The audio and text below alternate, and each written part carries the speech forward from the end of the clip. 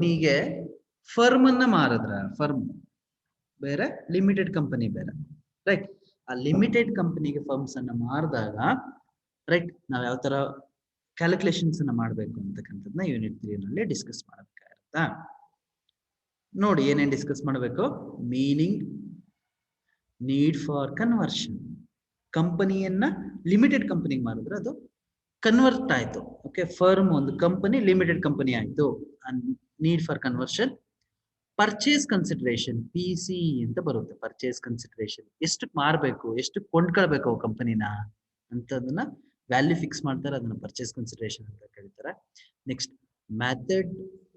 Methods of calculating PC ಅನ್ನ calculate ಮಾಡೋದಕ್ಕೆ company ಯಾವುದೋ ಒಂದು ಫರ್ಮ್ ಇದೆ, ಎ ಫರ್ಮ್, ಆ ಎ ಫರ್ಮ್ ಅನ್ನ ಹೆಂಗೆ ನಾವು ಪರ್ಚೇಸ್ ಮಾಡ್ಬೋದು, ಅದಕ್ಕೆ ಯಾವ ತರ ಪೇಮೆಂಟ್ಸ್ ಅನ್ನ ಕೊಡ್ತೀವಿ, right. Methods are modes of discharge, ಯಾವ್ಯಾವ ವಿಧಾನದಲ್ಲಿ ನಾವು ಅದಕ್ಕೆ ಅವ್ರಿಗೆ ದುಡ್ಡನ್ನ ಕೊಡ್ತೀವಿ, ರೈಟ್. ಆ ಕಂಪನಿಗೆ ಒಂದು ಬೆಲೆ ಫಿಕ್ಸ್ ಮಾಡ್ತೀವಿ, 1,00,000 ಅಂತ. ಪೂರ್ತಿ ಕ್ಯಾಶ್ ಅಲ್ಲೇ ಕೊಡ್ಬೋದು, ಅಥವಾ 50% ಕ್ಯಾಶು 50% ಶೇರ್ಸ್ ಅಲ್ಲಿ ಕೊಡ್ಬೋದು, ಅಥವಾ 50% ಈಕ್ವಿಟಿ ಶೇರ್ಸ್ 50% ಪ್ರಿಫರೆನ್ಸ್ ಶೇರ್ಸ್ ಅಲ್ಲಿ ಕೊಡ್ಬೋದು, ಅಥವಾ 25% ಕ್ಯಾಶ್ 25% ಡಿಬೆಂಚರ್ 50% ಶೇರ್ಸ್. ಈ ತರ ಎಲ್ಲ ಮೋಡ್ಸ್ ಇದೆ. ಆ modes of discharge of PC ಅನ್ನ ಕಲಿಬೇಕು. Next, treatment of assets and liabilities ಅನ್ರೆಕಾರ್ಡೆಡ್ and not taken over, right. Company ಯಾವುದೋ ಒಂದು ಲಿಮಿಟೆಡ್ ಕಂಪನಿ ಒಂದ್ ಯಾವ್ದೋ ಫರ್ಮ್ ಅನ್ನ ಪರ್ಚೇಸ್ ಮಾಡ್ತಿದೆ ಅನ್ನೋದಾದ್ರೆ, ಪರ್ಚೇಸ್ ಮಾಡ್ಬೇಕಾದ್ರೆ treatment of assets and liabilities, assets ಮತ್ತೆ ಲಯಬಿಲಿಟೀಸ್. ಒಂದು ಫರ್ಮ್ ಇದೆ, ಒಂದು ಅಂಗಡಿ ಇದೆ, ಚಿಕ್ಕದೊಂದು ಕಂಪನಿ ಇದೆ. ಆ ಫರ್ಮ್ ಅನ್ನ ಇನ್ಯಾವುದೋ ಲಿಮಿಟೆಡ್ ಕಂಪನಿ ತಗಂತಿದೆ ಅಂದ್ರೆ ಎಲ್ಲಾ ಅಸೆಟ್ಸ್ ತಗೊಳ್ಬಹುದು, ಎಲ್ಲಾ ಲಯಬಿಲಿಟೀಸ್ ತಗೊಳ್ಬಹುದು. ಗೊತ್ತಿದೆ ನಿಮ್ಗೆ ಅಸೆಟ್ಸ್ ಯಾವ್ದು ಲಯಬಿಲಿಟೀಸ್ ಯಾವ್ದು ಅಂತ. ಅಥವಾ ಕೆಲವು ಅಸೆಟ್ಸ್ ಮತ್ತೆ ಕೆಲವು ಲಯಬಿಲಿಟೀಸ್ ಅನ್ನ ಬಿಡಬಹುದು, ರೈಟ್. ಆ ಒಂದು ತಗೊಳ್ಳೋ ಅಂತ ಸಂದರ್ಭ ಮತ್ತೆ ಬಿಡೋ ಅಂತ ಸಂದರ್ಭಗಳು ಯಾವ್ದ್ಯಾವ್ದು ಅಂತ ಡಿಸ್ಕಸ್ ಮಾಡುವಾಗ ಹೆಂಗೆ ಟ್ರೀಟ್ ಮಾಡೋದು ಅಂತ, ರೈಟ್. ಅನ್ರೆಕಾರ್ಡೆಡ್, ಕೆಲವು ಅಸೆಟ್ಸ್ ರೆಕಾರ್ಡೇ ಆಗಿರಲ್ಲ, ಕೆಲವು ಅಸೆಟ್ಸ್ ನಾಟ್ ಟೇಕನ್ ಓವರ್, ತಗೊಳ್ಳೋದೇ ಇಲ್ಲ. ಅವಾಗ ಯಾವ ತರ ಎಂಟ್ರೀಸ್ ಇರುತ್ತೆ ಅಂತ ತಿಳ್ಕೊಳ್ಬೇಕಾಗತ್ತೆ. ಅದರಲ್ಲಿ ಮುಂದುವರೆದು ಏನ್ ಹೇಳ್ತಾರೆ ಅಂದ್ರೆ, journal entries and ledger accounts in the books of vendor firm. Vendor ಅಂದ್ರೆ ಮಾರುವವರು. ಇಲ್ಲಿ ಸೇಲ್ ಆಫ್ ಎ ಫರ್ಮ್ ಅಂತ ಇದೆಯಲ್ಲ, ಸೇಲ್ ಮಾಡ್ತಕ್ಕಂಥವ್ರು ಜರ್ನಲ್ ಎಂಟ್ರೀಸ್ ಲೆಡ್ಜರ್ ಅಕೌಂಟ್ ನ ಯಾವ ತರ ಮೇಂಟೈನ್ ಮಾಡಬೇಕು ಅಂತಕ್ಕಂಥದ್ದನ್ನ ತಿಳ್ಕೊಳ್ಬೇಕು. Incorporating entries in the books of purchasing company. Purchasing ಕಂಪನಿಯಲ್ಲ ಇನ್ಕಾರ್ಪೊರೇಟಿಂಗ್ ಎಂಟ್ರೀಸ್ ಬರೀಬೇಕು, right. And preparation of balance sheet, balance sheet ಅನ್ನು ಪ್ರಿಪೇರ್ ಮಾಡಬೇಕು. ಅದಕ್ಕೆ ಸಂಬಂಧಪಟ್ಟಿದ್ದಂತೆ ನಾವು ಕಲಿಬೇಕಾಗಿರ್ತಕ್ಕಂಥದ್ದನ್ನ ಅಥವಾ ಆ ತರದ ಲೆಕ್ಕಗಳನ್ನ ಮಾಡಬೇಕಾಗಿರುತ್ತೆ. Next, conversion of single entry system into double entry system. ನಿಮ್ಗೆ ಈಗಾಗಲೇ ಅಕೌಂಟ್ಸ್ ಅಲ್ಲಿ ಕಲ್ತಿರ್ತೀರಾ, PUC ಅಕೌಂಟೆನ್ಸಿನಲ್ಲಿ, ರೈಟ್. PUC ಅಕೌಂಟೆನ್ಸಿನಲ್ಲಿ ಏನ್ ಕಲ್ತಿದ್ದೀರಾ ಅಂದ್ರೆ, conversion of single entry system, double entry system ಕಲಿದಿದ್ರು. ಸಿಂಗಲ್ ಎಂಟ್ರಿ ಸಿಸ್ಟಮ್ ಅಂದ್ರೆ ಏನು, ಡಬಲ್ ಎಂಟ್ರಿ ಸಿಸ್ಟಮ್ ಅಂದ್ರೆ ಏನು ಅಂತ ಕಲ್ತಿರ್ತೀರಾ, ರೈಟ್. ಸಿಂಗಲ್ ಎಂಟ್ರಿ ಸಿಸ್ಟಮ್ ಅಂದ್ರೆ ಒಂದು ಬಿಸ್ನೆಸ್ ಟ್ರಾನ್ಸಾಕ್ಷನ್ ಆಗುತ್ತೆ, ಒಂದ್ಸರಿ ಮಾತ್ರ ರೆಕಾರ್ಡ್ ಮಾಡಿದ್ರೆ single entry system in simple.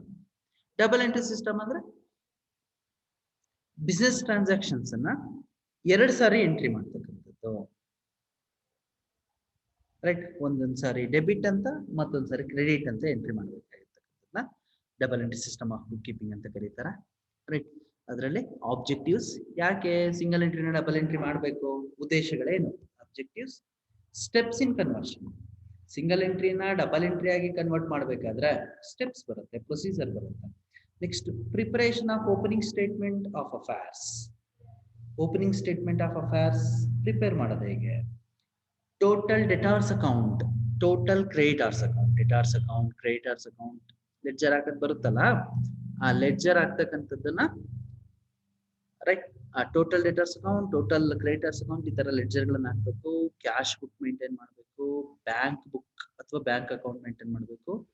BR account ಅಂತ ಇದೆ. BR ಅಕೌಂಟ್ ಅಂದ್ರೆ bills receivable account, BP account ಅಂದ್ರೆ ಬಿಲ್ಸ್ ಪೇಯಬಲ್ ಅಕೌಂಟ್, ಮತ್ತೆ trading and profit and loss account, balance sheet, ಇದರದೆಲ್ಲ ಪ್ರಿಪರೇಷನ್ಸ್ ಇರುತ್ತೆ.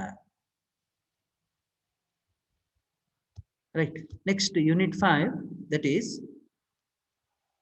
branch accounting. ಬ್ರಾಂಚ್ ಅಕೌಂಟಿಂಗ್ ಅಂತ ಇದೆ. ಬ್ರಾಂಚ್ ಅಕೌಂಟಿಂಗ್ ಅಂದ್ರೆ ನಿಮ್ಗೆ ಗೊತ್ತಿರುತ್ತೆ, ಬ್ರಾಂಚ್ ಹೆಡ್ ಆಫೀಸ್ ಕಾನ್ಸೆಪ್ಟ್ ಗೊತ್ತಿರುತ್ತೆ. ಯಾಕೆಂದ್ರೆ ನೀವೆಲ್ಲರೂ ಬ್ಯಾಂಕ್ ಅಕೌಂಟ್ ಇದ್ದೇ ಇದೆ, ಹತ್ರ ಬ್ಯಾಂಕ್ ಅಕೌಂಟ್ ಇದ್ದೇ ಇದೆ.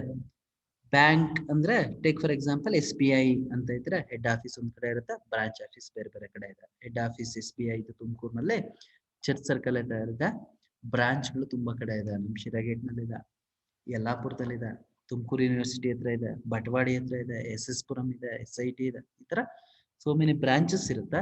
ಆ ಬ್ರಾಂಚಸ್ ನ ಹೆಂಗೆ ಮೇಂಟೈನ್ ಮಾಡೋದು, ಅಕೌಂಟ್ಸ್ ಮೇಂಟೈನ್ ಮಾಡೋದು ಅನ್ನೋದನ್ನ ಬ್ರಾಂಚ್ ಅಕೌಂಟಿಂಗ್ ನಲ್ಲಿ ಕಲಿತೀರಾ. ಇದರಲ್ಲಿ ಏನ್ ಕಲಿತೀರಾ ನೋಡಿ, meaning, objectives, types of branches.